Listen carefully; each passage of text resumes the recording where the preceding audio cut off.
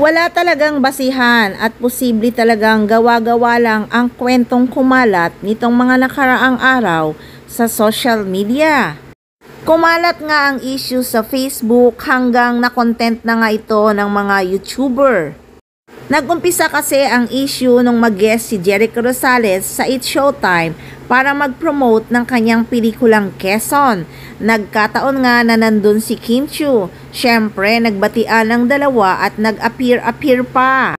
At pagkatapos nga ng guesting ni Jericho Rosales sa It's Showtime ay may kumalat na nanganganib nga daw ang relasyon ng Ekonin dahil nagselos daw si Janine Gutierrez kay Kim Chiu sa pangaharot kay Jericho Rosales at sinugod daw ito ni Janine sa studio ng ABS-CBN.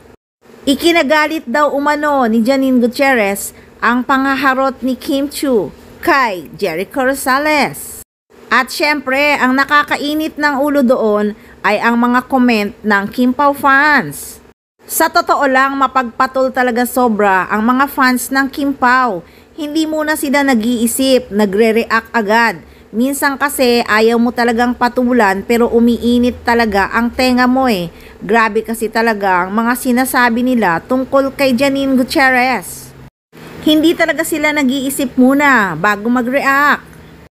At ang issue pa nga, nagkakalabuan daw ang Ekonin dahil napangitan daw si Eko sa ugali ni Janine na sinugod si Kim Chiu sa studio dahil sa selos. Napangitan daw si Eko sa ugali ni Janine Gutierrez. Yun pa lang talaga hindi nakapani-paniwala. Napakabait na babae si Janine. Kung kay Eko pa nga, parang hindi daw marunong magalit. Kaya sobrang mahal ni Eko si Janine kasi hindi taklesa. Napakapasensyosa pa nga ng actress.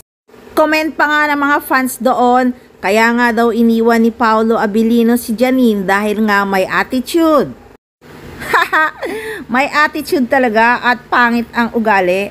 Samantalang nanahimik si Janine Gutierrez sa kung anuman meron sina Kim Chiu at Paolo Abilino.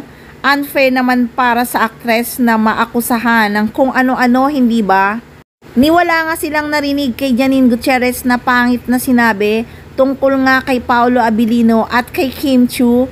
Tapos kung akusahan nila si Janine, pangit ang ugali at may attitude.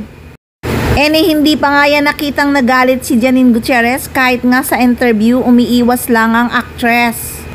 Never yan nagselos at nanugod ang babae dahil ang katwiran ni Janine kung saan siya masaya. Go!